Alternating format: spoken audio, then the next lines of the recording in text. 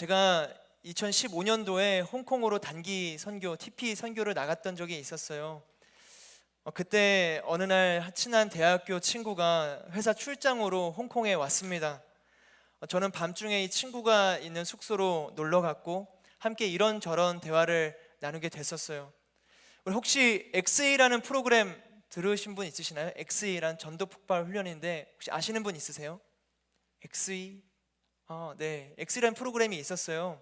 이 삶의 만족도로 시작해서 여러 대화들과 비유를 통해서 복음을 전하는 이제 훈련입니다. 저는 이 훈련을 가지고 이 친구에게 약 한 2시간 정도 있는 거 없는 거 탈탈 털어서 내가 아는 거 모르는 거 그냥 예수님에 대해서 막 얘기를 했어요. 그 친구의 어머니도 목회자여서 이제 더 마음 놓고 쏟아냈습니다. 그리고 그 친구가 근데 이렇게 대답을 하는 거예요. 마지막에 2시간이 다 지난 후에 이렇게 얘기했어요.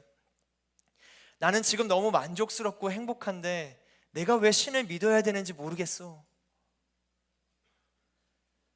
우리 마태복음 13장 44절의 말씀 함께 보도록 하겠습니다. 함께 읽겠습니다. 하늘나라는 밭에 숨겨진 보물과 같다.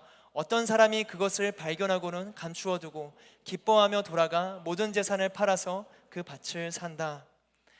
복음은 보물입니다. 이 세상 모든 재산보다 더욱 가치 있는 보물. 저는 그 친구가 아직 이 보물을 발견하지 못했다라고 생각했어요.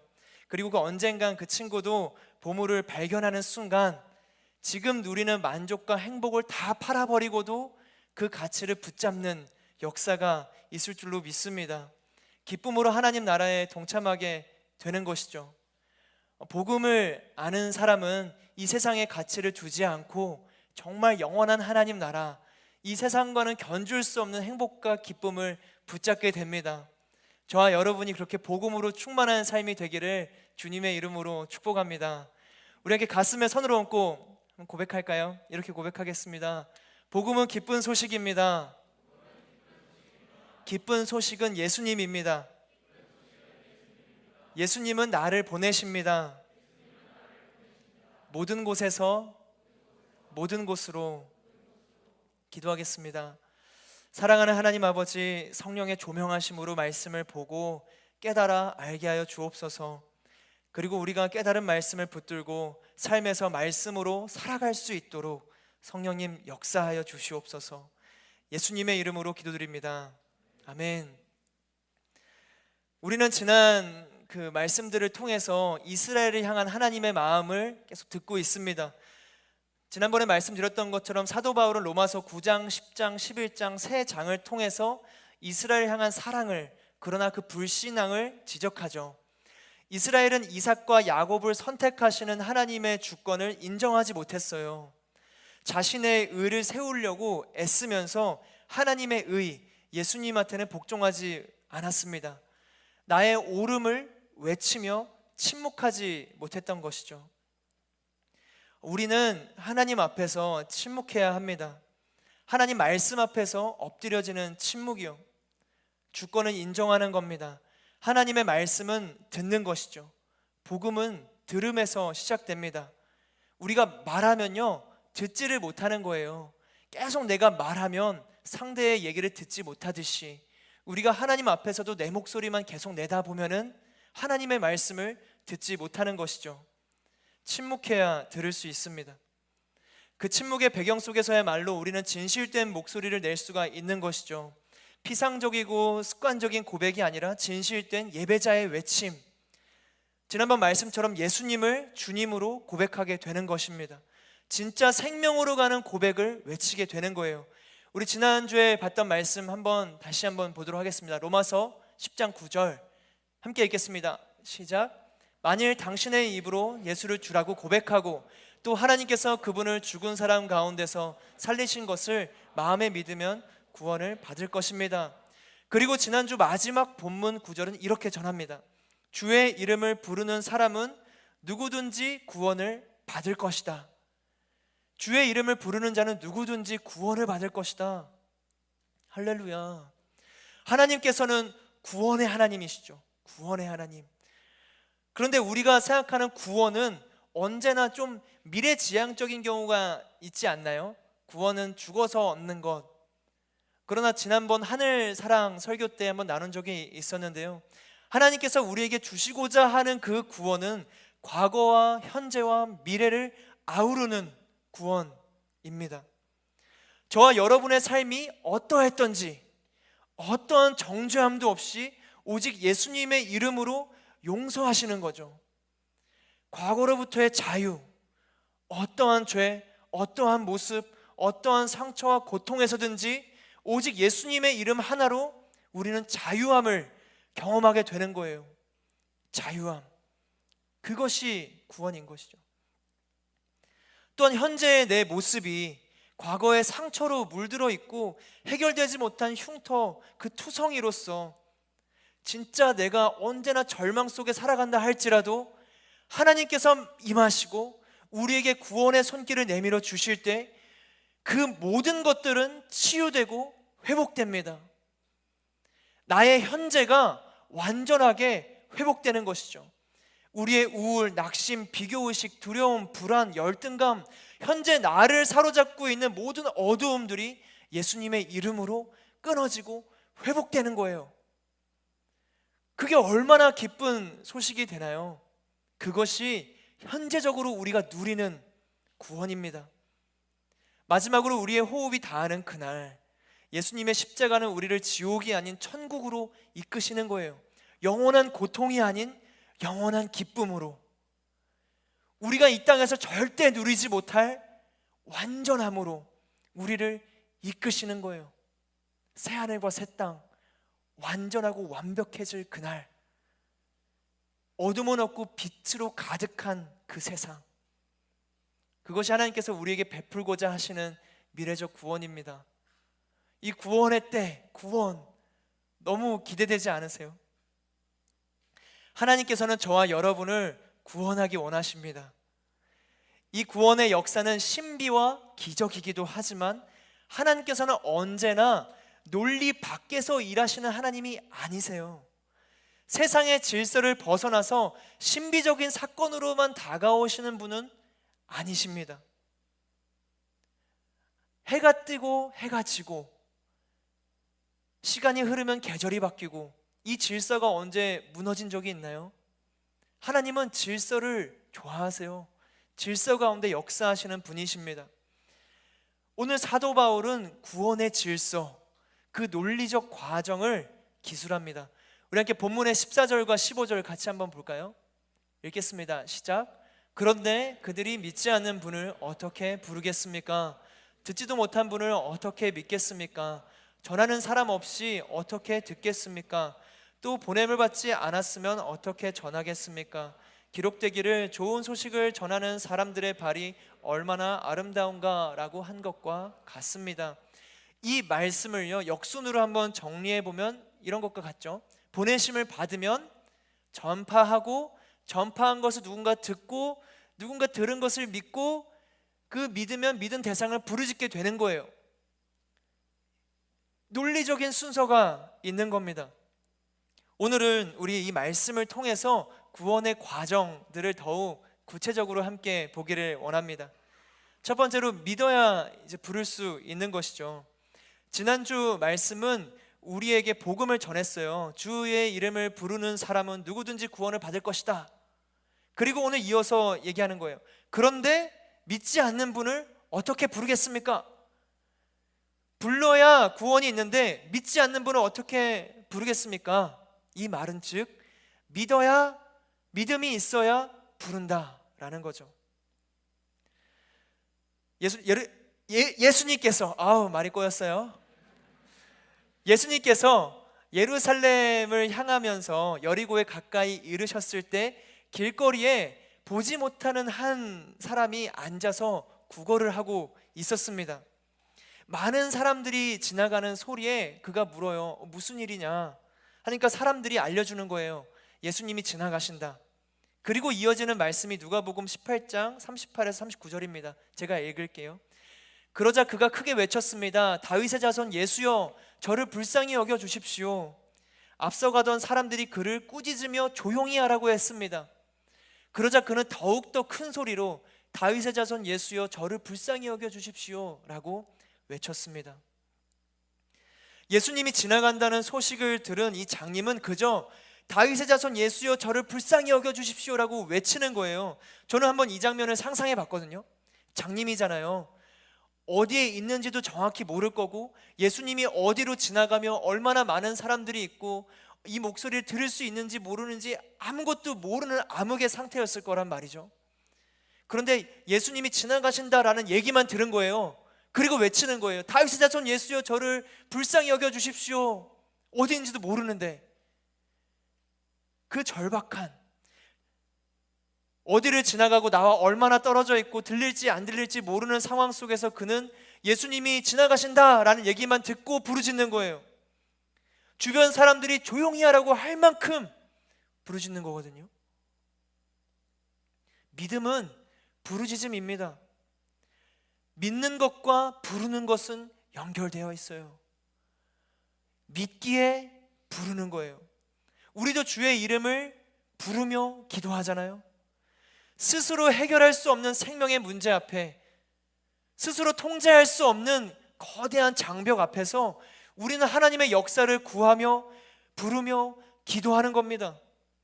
그래서 우리가 하늘구름 기도회로 기도했던 거예요. 우리가 이 모임들을, 우리가 이 모든 시간들을 다스릴 수 없으니까, 토기장이신 하나님만이 그 모든 것들을 순전함으로, 선함으로, 기쁨으로, 평강으로 인도하시는 분이시니까 우린 기도할 수밖에 없는 거죠.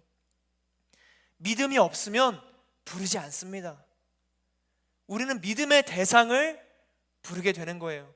위기의 순간에 한 아이가 있다고 생각해 보세요. 정말 너무 무서운 그 순간에 어린 아이는 누구를 부르짖겠어요? 아저씨? 삼촌? 경찰? 아니죠. 자연스럽게 엄마를 찾겠죠. 믿음의 대상, 의지의 대상, 능력의 이름, 우리 엄마를 부르는 거예요. 그럴 수밖에 없는 겁니다. 예수님의 이름을 부르던 그 장님은 결국 예수님을 만나요. 그리고 보지 못했던 그는 다시 예수님을 부르며 말합니다. 주여, 다시 보고 싶습니다. 주여, 다시 보고 싶습니다. 그리고 누가복음 18장 42절 함께 읽어볼까요? 시작. 예수께서 그에게 말씀하셨습니다. 눈을 떠라, 내 믿음이 너를 구원했다. 믿음이 너를 구원했다. 이 장님이 예수님이 계시다는 그 소식만 듣고 부르짖었고, 예수님 다가오셔서 눈을 떠라, 내 믿음이 너를 구원했다. 믿음으로 부르면 구원이 임한다. 오늘 로마서의 말씀과 너무나 일맥상통하죠. 부르면 만나고, 만나면 눈을 뜨고 구원을 받는다. 구원은 치유이며 회복입니다. 그 시작점에 믿음이 있어요. 사랑하는 우리 하늘 공동체 여러분, 여러분이 지금 삶에서 겪고 있는 문제가 어떠한 것이든, 지난날 과거의 상처가 어떠한 것이든, 눈이 멀어서 아무것도 보이지 않는 상황이라 할지라도, 밖에서 어떤 일이 벌어지는지도 모르고 웅성웅성 거리는 소리만 들릴지라도 예수님이 계시다라는 그 소식을 명확하게 듣게 되기를 주님의 이름으로 축복합니다. 그렇게 예수님이 계시다는 소식을 딱 들었을 때 우리가 하는 반응은 딱 하나인 거예요. 주여, 부르는 겁니다. 믿음으로 부르는 거예요. 그래서 오늘 우리가 함께 기도하며 예배할 때에 여러분들이 정말 마음 다해 예수님을 부르짖기를 주님의 이름으로 축복합니다. 진짜 기도의 시간이 너무 신기한 게, 기도할 때 어느 누가 눈을 감으라고 가르쳐 줬나요? 안 가르쳐 줬죠. 근데 우리는 눈을 자연스럽게 감아요. 왜냐? 우리는 장님과 같은 존재이기 때문에. 우리의 눈을 감는 행동은 믿음의 고백입니다. 눈을 감고 더 이상 내 눈앞에 있는 것을 보지 않고 보이지 않는, 그러나 살아 역사하시는 하나님을 부르짖는 거죠. 그것이 우리의 기도입니다. 신앙의 연차가 얼마나 됐고, 공동체에서 리더십을 몇 번이나 했고, 믿음의 정도가 얼마나 되느냐가 중요한 게 아니에요. 우리가 믿음을 갖고 그저 부르짖는 것, 그것이 중요한 겁니다. 그때 하나님께서 만나 주실 거예요. 두 번째, 들어야 믿을 수 있다. 바울이 말하는 구원의 과정, 두 번째 질문, 우리 함께 14절 초반절의 말씀 다시 한번 볼까요? 함께 읽겠습니다. 시작. 그런데 그들이 믿지 않는 분을 어떻게 부르겠습니까? 듣지도 못한 분을 어떻게 믿겠습니까? 듣지도 못한 분을 어떻게 믿겠습니까? 라는 것은 들었을 때 믿게 된다라는 거죠. 듣는다는 것은 알게 되는 거예요. 들었을 때 알게 됩니다. 이게 딱 적절한 예화는 아닌데요, 제가 2011년도인가 12년도에 강남역 길거리를 걷는 중이었습니다. 10번 출구 앞쪽으로, 강남역 10번 출구 다들 아시죠? 10번 출구 앞쪽으로 딱 걸어가다 보면은 그 왼쪽으로 딱 꺾었을 때 해커스, 이렇게 말해도 되는 건가? 이제 그 골목이 있어요. 그 이춘복 참치, 이것도 말하면 안 되는 것 같은데, 여튼 나오고 버터 팬케이크 옛날에 있던 그곳이 있죠. 거기 딱 지나가고 있는데 진짜 저는 그런 거 처음 봤어요. 그 길거리에 사람들이 쫙 있는 거예요, 낮 시간에. 지금 뭐지? 너무 궁금했거든요. 제가 사실 호기심 천국이라서 지나가다가, 웬만하면 지나가겠지만 가다가 도대체 무슨 일인가요? 하고 지나가는 한 분한테 여쭤봤어요. 지나가는 행인 일로서. 그런데 그분이 대답하셨어요. 비오네이프 촬영이 있어요. 그런데 저는 당시에 비오네이프가 누군지 잘 몰랐거든요. 그래서 제가, 혹시 비오네이프 팬분들이 계시다면 죄송합니다. 잘 몰라서 제가 처음 듣는 단어니까 비오네이프요? 이랬거든요. 그러니까 근데 옆에 있던 분이 비오네이프 소리 지르는 거예요. 근데 옆에 전체가 갑자기 다 비오네이프 와 하면서 갑자기 다들 함성을 지르면서 비오네이프 그러시는 거예요. 그렇게 비오네이프로 알려주셔서 저는 비오네이프라는 그룹을 알게 됐습니다. 처음에 말씀드렸던 것처럼 적절한 예화는 아니죠. 근데 아마 평생 기억할 것 같아요. 이제 거의 10년 동안 활동하고 계시는 우리 비오네이프 분들 화이팅입니다. 그리고 바나도 화이팅. 그 팬클럽 이름이 바나더라고요. 그래서 제가 혹시나 실수할까봐 찾아봤어요. 바나 여러분 대단하세요. 10년 동안 그 믿음의 길을 지키고 네. 그때 들어서 저는 알게 됐죠.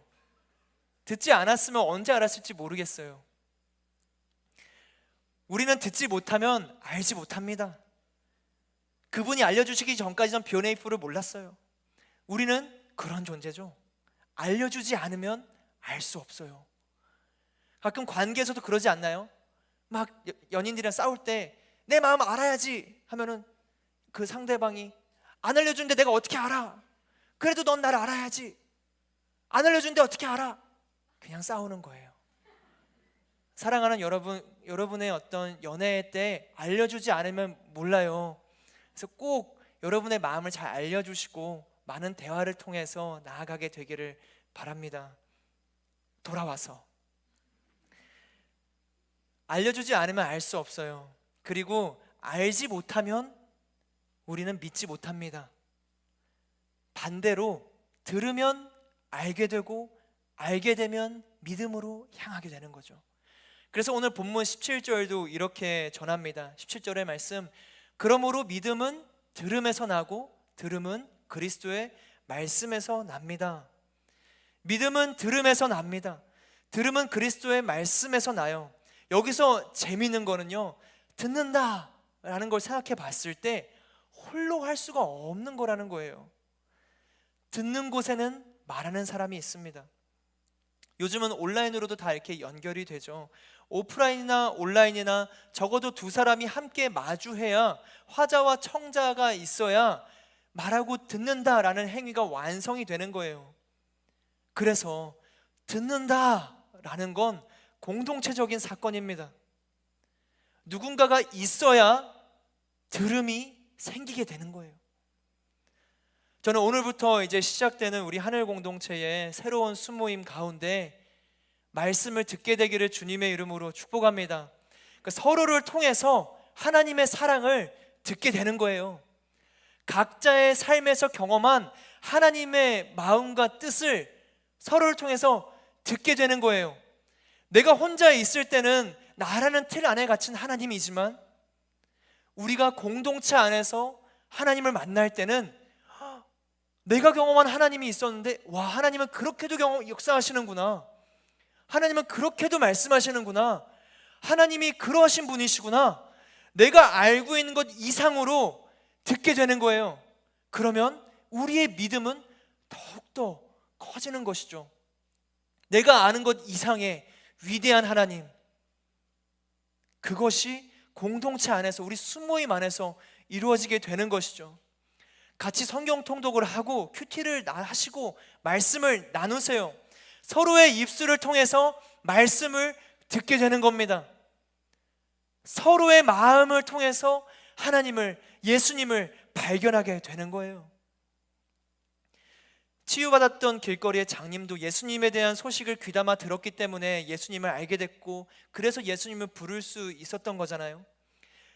서로의 이야기를 귀담아 듣는 수모임, 그리고 서로를 통해서 예수님에 대한 소식, 그 복음을 듣는 우리 하늘 공동체의 새로운 수모임이 되기를 주님의 이름으로 축복합니다. 들을 수 있어야 믿을 수 있기 때문에 그래요. 그런데 또 다음, 어떻게 들을 수 있나요? 우리 14절의 말씀 함께 보도록 하겠습니다. 시작. 그런데 그들이 믿지 않는 분을 어떻게 부르겠습니까? 듣지도 못한 분을 어떻게 믿겠습니까? 전하는 사람 없이 어떻게 듣겠습니까? 전해야 들을 수가 있는 겁니다. 말해야 듣는다라는 거죠. 전하지 않으면 들을 수 없습니다. 혹시 여러분이 처음 교회에 오게 된 발걸음, 신앙의 첫 스타트 지점을 기억해 보시겠어요? 어떻게 이곳에 오시게 됐나요? 어떻게 이곳에 오시게 됐어요? 어떻게 일요일 이때, 오늘 날씨도 좋던데 놀러 가지 않고 어떻게 이곳에 계세요? 여러분 진짜 대단하세요. 저는 여러분의 그 나이대 20대 초중반에 교회를 별로 안 좋아했거든요. 순모임을 저는 안 했어요. 순자님의 전화가 오면 그게 너무 스트레스가 돼가지고 제발 연락 좀 하지 마라, 막 이런 마음을 가지고 있었거든요. 그런데 지금 여러분이 지금 이 자리에 계시다는 거 진짜 놀라운 사건입니다. 어떻게 이 자리에 계신 거예요? 우리의 신앙은 하나님의 보내심, 누군가의 전파로부터 시작됐을 수밖에 없습니다.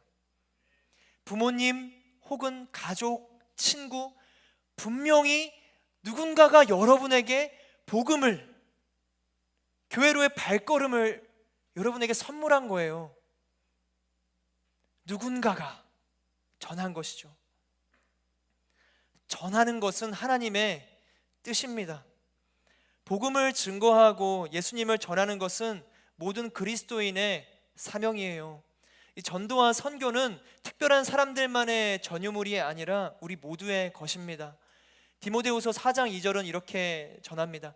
너는 말씀을 전파하여라. 때를 얻든지 못 얻든지 항상 힘써라. 끝까지 오래 참고 가르치며 책망하고 경계하고 권면하여라. 때를 얻든지 못 얻든지, 때를 얻든지 못 얻든지 말씀을 전파하여라. 어제와 오늘 1박 2일 동안 우리 MC단이랑 같이 MT를 다녀왔어요. 그곳에서 저희는 3시간이 넘는 시간 동안 우리 하늘 공동체 1년을 놓고 이제 마라톤 회의를 했거든요.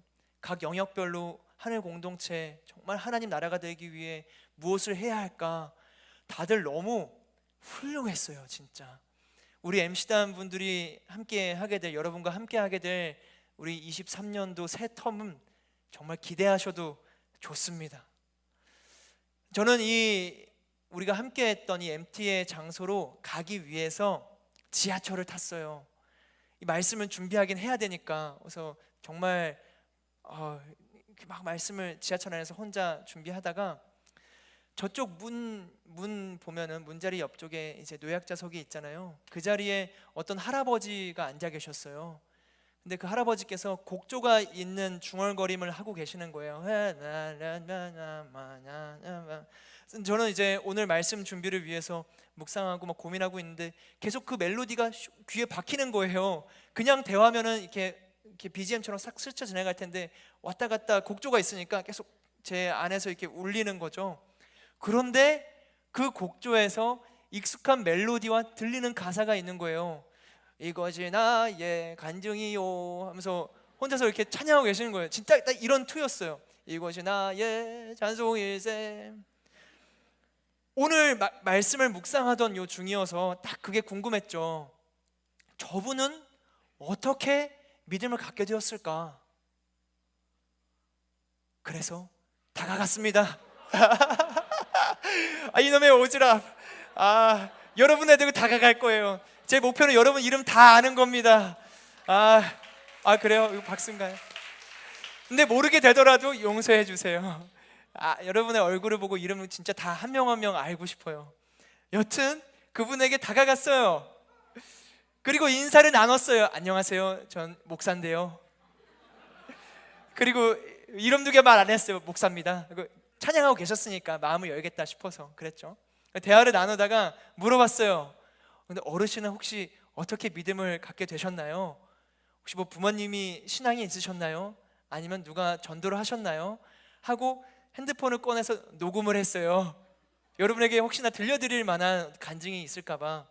그래서 그 녹음분의 일부를 잠깐 들어볼까요?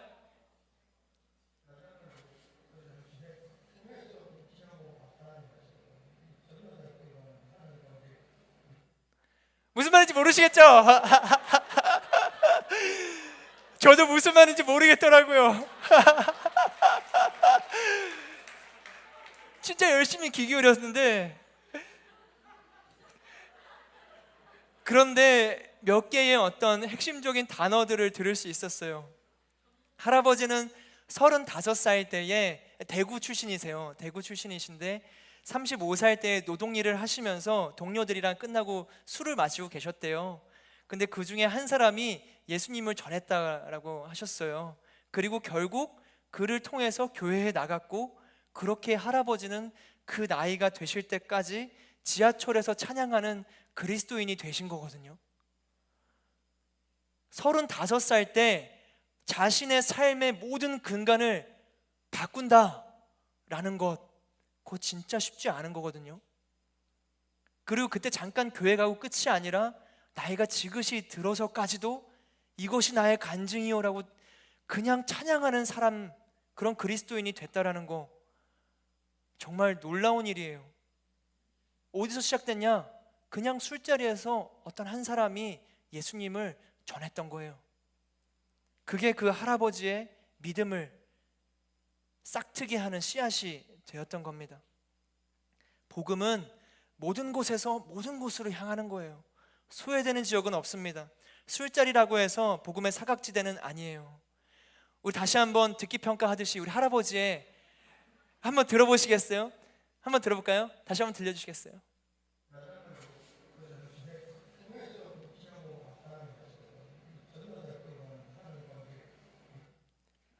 내가 알겠다 하시는 분 있어요? 나중에 리더십방에 이 파일을 공유 드릴게요. 이 할아버지가 이어폰으로 들으면 더 잘 들리거든요. 할아버지가 이렇게 고백하신 거예요. 지나고 보면 하나님이 하셨지 뭐. 전도자가 끌고 가는 게 하나님의 방식이지. 전도자가 끌고 가는 게 하나님의 방식입니다. 예수님으로 시작해서 베드로, 사도 바울, 이후 오순절 마가다락방의 제자들, 역사 속의 선교사님들, 복음을 전하는 사람이 있었기 때문에 전해질 수 있었던 거예요. 단순한 겁니다. 전했으니까 전해진 거거든요. 그런 생각 안 해보셨어요?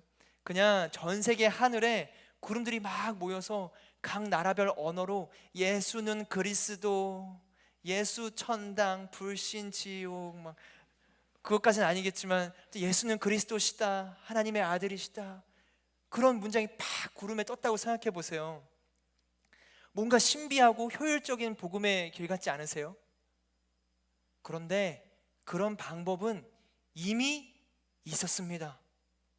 그런 신비한 믿음의 싹은 이미 있었어요. 이스라엘 백성들의 이야기죠. 이스라엘 백성들에게 구름 기둥과 불 기둥과 만나와 메추라기로서 그 길을 인도해 주시고 먹이셨어요. 근데 이스라엘 백성들이 어떻게 했죠? 금송아지를 숭배한 거예요.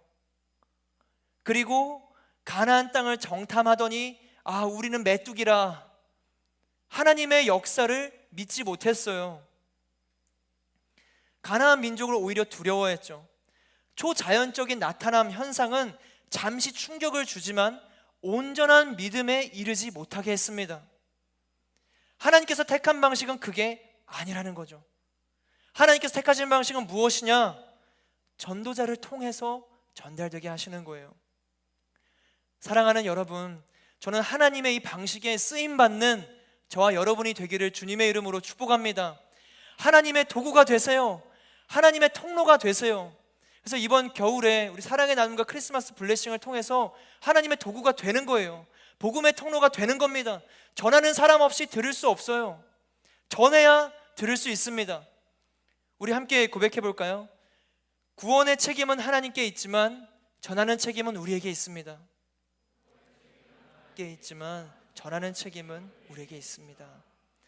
우리 함께 14절, 15절의 말씀을 함께 읽도록 하겠습니다. 14절과 15절의 말씀 시작. 그런데 그들이 믿지 않는 분을 어떻게 부르겠습니까? 듣지도 못한 분을 어떻게 믿겠습니까? 전하는 사람이 없이 어떻게 듣겠습니까? 또 보냄을 받지 않으면 어떻게 전하겠습니까? 기록되기를 좋은 소식을 전하는 사람들의 발이 얼마나 아름다운가 라고 한 것과 같습니다.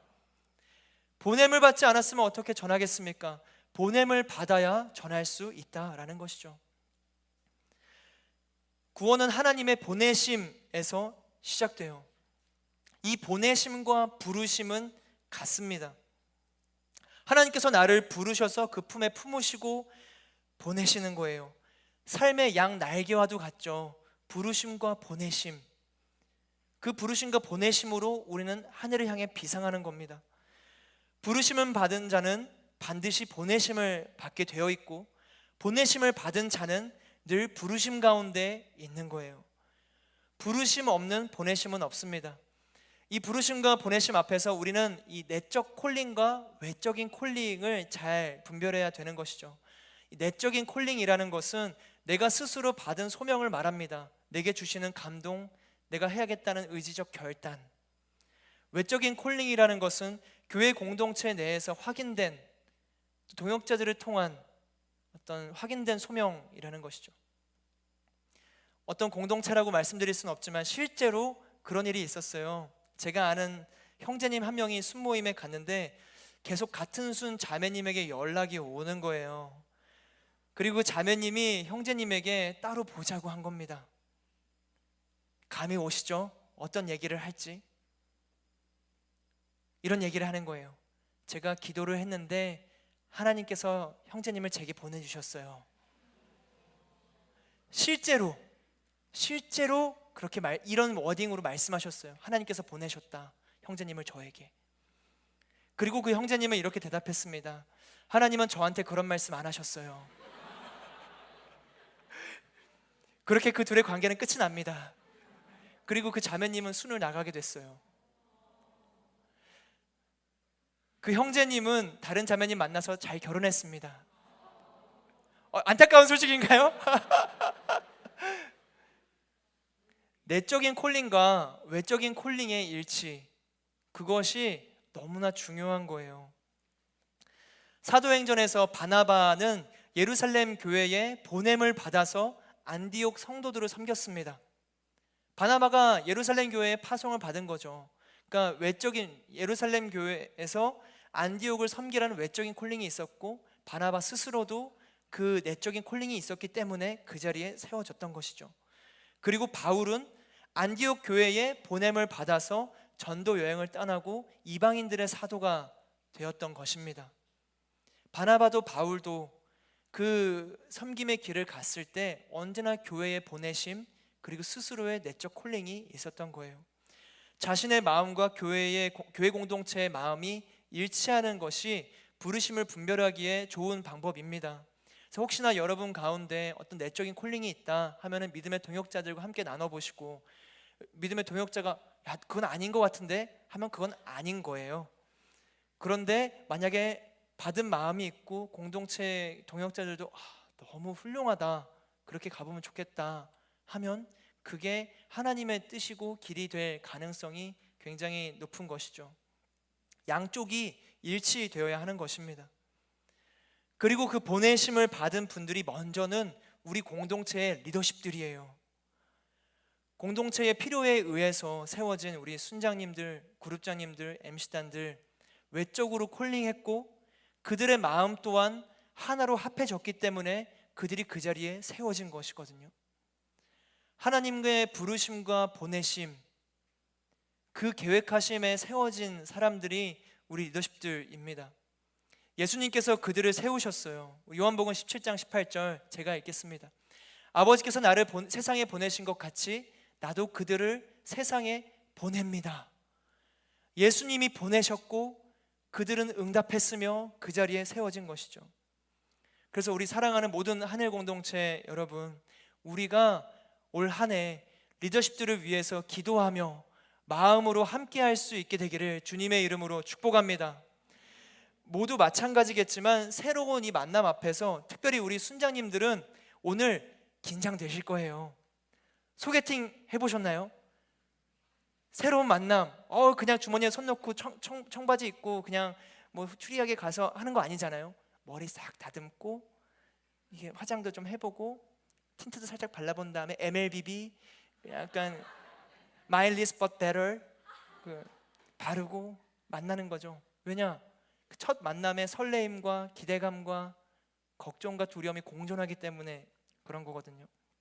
우리 순자님들의 어떤 그 믿음의 결단이 너무 훌륭하지만 저희와 똑같은 사람이라서 여러분의 도움이 그리고 함께하는 그 마음이 너무나 필요합니다. 우리 순자님들을 축복하는 마음으로 격려의 박수 한번 보낼까요? 화이팅!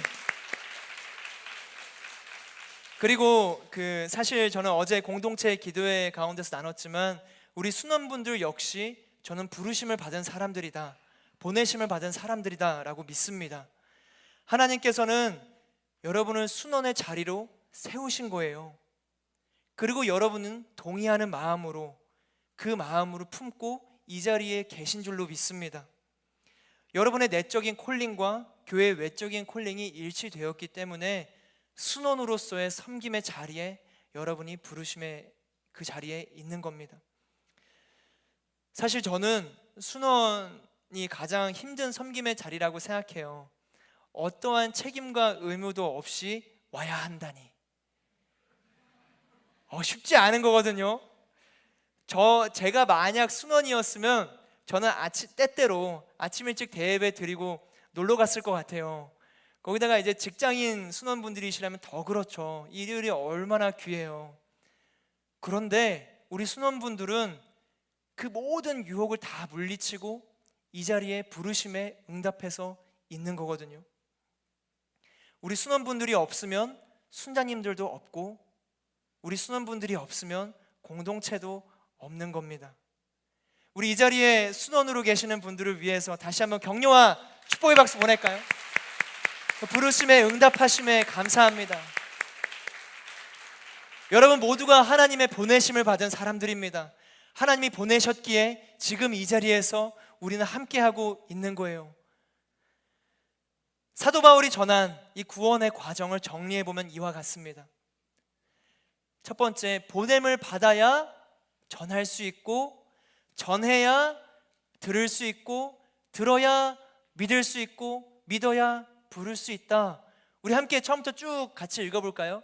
시작. 보냄을 받아야 전할 수 있다. 전해야 들을 수 있다. 들어야 믿을 수 있다. 믿어야 부를 수 있다. 아멘. 이것이 하나님께서 우리에게 보여주시는 구원의 과정이에요. 지금 이 과정이 너무 신비롭나요? 이해가 되지 않는 어떤 하늘에 떠 있는 이야기인가요? 아니죠. 하나님께서는 우리가 이해할 수 있는 방법으로 구원의 과정을 만들어 놓으셨어요. 그 길을 우리 가운데 보여주셨습니다. 명확하게 알려주셨어요. 그런데 이스라엘 민족은 들었음에도 순종하지 않았고 듣지 않았던 민족이었습니다. 우리 본문 16절과 18절 말씀 읽어볼까요? 시작. 그러나 그들 모두가 다 복음에 순종한 것은 아닙니다. 이사야는 주여 우리의 전한 것을 누가 믿었습니까? 라고 했습니다. 18절. 그렇다면 내가 묻겠습니다. 그들이 듣지 못했습니까? 물론 그렇지 않습니다. 그들의 음성이 온 땅에 퍼졌고 그들의 말이 땅끝까지 이르렀다 라고 했습니다. 마지막 5번째. 그러나 모두가 복음에 순종한 것은 아니다. 이스라엘 민족 모두가 다 복음에 순종했던 것은 아닙니다. 그들은 분명히 복음을 들었음에도 듣지 않았어요. 들음에서 믿음으로 넘어가는 길목에 자아의 방벽을 쌓아 놓았던 겁니다. 스스로의 의가 장애물이 되었어요. 이 사실을 보면 구원은 하나님의 은혜이지만 거절은 인간의 책임이라는 것입니다. 1차원적 쾌락 중독이라는 말이 있습니다. 식욕, 성욕, 수명욕, 나태욕 등 원초적인 욕구가 모든 가치보다 우선시 되면서 그 원초적인 욕구에 그냥 중독되어 버리는 것이죠. 1차원적 쾌락 중독. 이후의 푹폭풍은 생각하지 못한 채 당장의 즐거움, 당장의 쾌락, 당장의 만족에 마음을 빼앗기고 시선을 빼앗기고 결국 자신을 빼앗기게 되는 것입니다. 마치 마약처럼 현재를 위해서 미래를 포기하게 되는 거예요. 저는 이스라엘 백성들의 모습이 바로 그 1차원적 쾌락에 중독된 모습이 아니었나 생각이 들었습니다. 자신들의 현재에 빠져 있는 거예요. 내가 붙잡고 있는 현재. 사도 바울이 계속해서 구약의 말씀을 인용하면서 하나님의 계획을 선포하고 하나의 진리 되신 예수 그리스도를 전했는데 그들은 듣지 않았던 거예요. 이스라엘이라 하는 이름으로 현재 누리고 있는 쾌락과도 같은 자신의 지위, 만족감, 선민의식, 그것으로 가득 차 있었던 것이죠. 진짜 중요한 것을 보지 못하게 하는 1차원적 쾌락 중독, 현재의 즐거움을 위해 미래를 망가뜨리는 1차원적 쾌락 중독, 말씀에 순종하지 못하게 하는 1차원적 쾌락 중독. 우리도 사실 얼마나 많은 1차원적인 쾌락에 중독되어지고 나의 마음을 빼앗깁니까? 현재에 빠져서 더 큰 가치, 정말 하나님의 뜻, 우리를 더 풍성하게 하고 평강 가운데 행복을 누리게 하려는 하나님의 길을 걷지 못하게 되는 거예요. 1차원적인 눈앞에 보이는 것에 내 시선과 마음을 너무 빼앗겨서요. 오늘의 말씀 뭐라고 전하나요? 보냄을 받아야 전하고, 전해야 듣고, 들어야 믿음이 생기고, 믿음이 있어야 부르고, 불러야 구원에 이르는 이 구원의 과정이 우리의 1차원적 쾌락에 빠지면 보이지 않게 되는 거예요. 현재 눈앞에 있는 현실이 우리의 모든 생각을 지배합니다. 분명히 하나님의 구원의 역사는 진짜 너무나 단순하고 명확해요. 보냄을 받은 사람이 전하게 되고 전해야 듣고 들은 사람이 믿음을 갖고 믿음을 가진 사람이 부르는 건데, 보냄을 받은 우리가 전하는 것이 약간 힘든 거예요. 1차원적으로 지금이 편한 게 좋고 그냥 놀고 싶고, 보냄을 받은 우리가 전해야 되는데 그냥 안 하게 되는 거죠. 안 하면 편하니까요. 안 하면 편해요. 침대에 누워있는 게 어떻게 안 편하겠어요? 그런데 침대에 계속 누워있잖아요. 근육이 말라지는 거예요. 그리고 침대에 계속 누워있으면 욕창이 생겨요. 가만히 있으면 편하지만 결국 그거는 우리의 미래적 행복, 정말 하나님께서 우리에게 주시고자 하는 선물과 같은 삶을 경험하지 못하게 하는 겁니다. 사랑하는 우리 하늘 공동체 여러분, 저는 저와 여러분이 이 1차원적 쾌락에서 벗어나기를 소망합니다. 사실 저조차도 마찬가지예요. 저도 똑같아요. 1차원적 쾌락, 지금 당장 눈에 보이는 나의 편안함, 나의 유익, 나의 즐거움, 그게 얼마나 좋아요.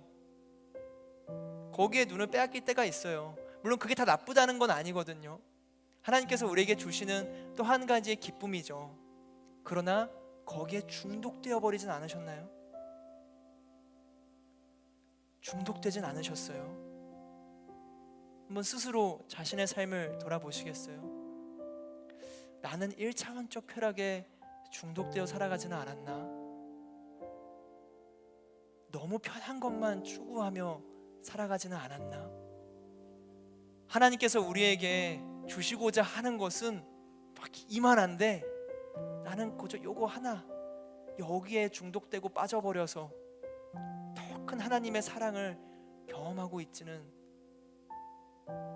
못하고 있지 않나? 1차원적 쾌락을 벗어나면 4차원적 행복이 있습니다. 이 땅에서 경험할 수 없는 그 4차원적 행복. 4차원이란 건 우리가 경험할 수 없는 거예요. 우린 3차원을 살아가잖아요. 그런데 경험되어지는 겁니다. 경험되어지는 거예요. 전 자신 있게 말할 수 있어요.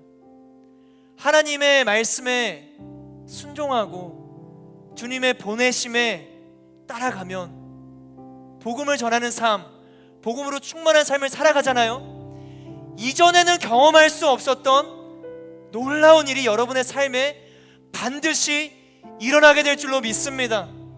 세상이 줄 수 없는 평강과 기쁨과 행복이, 하늘의 풍성함이 여러분의 삶 가운데 임하게 될 거예요. 1차원적 쾌락에서 벗어나 4차원적 행복을 누리게 될 겁니다.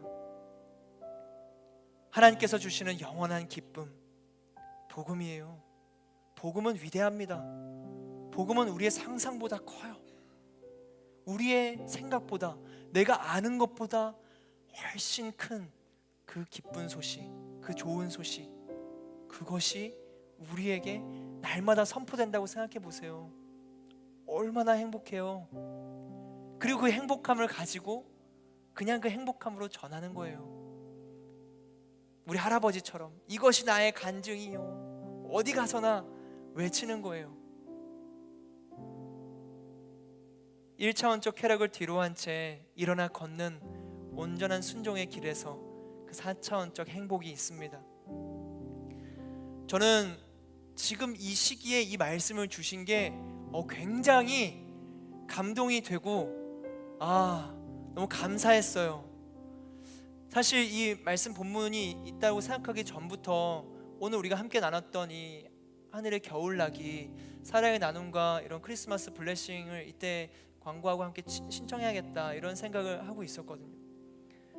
그런데 이 시점에 이 본문을 주신 거예요. 우리가 전해야 듣고, 들어야 믿고, 믿어야 구원에 이르게 되는 거잖아요. 내 존재에서 시작된 복음이 누군가를 구원에 이르게 한다. 엄청난 사건입니다. 존재의 가치, 의의가 어마어마한 거예요. 사랑하는 하늘 공동체 여러분, 하나님의 도구가 되십시오.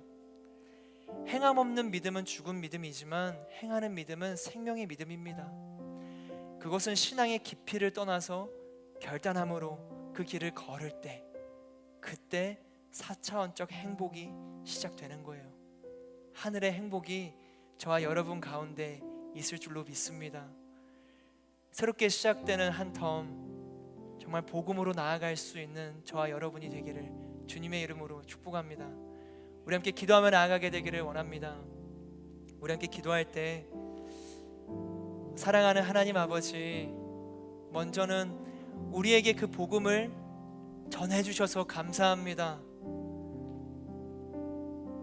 가족을 통해서, 부모님을 통해서, 친구를 통해서 누군가 하나님의 보내심을 받았고 하나님의 보내심 따라 나는 그 복음을 전달받았어요. 그리고 나는 들었고 나의 들음은 믿음이 되었고 나의 믿음으로 부르짖습니다. 우리 함께 기도할 때 사랑하는 주님, 우리가 주님을 부르짖게 하여 주시옵소서.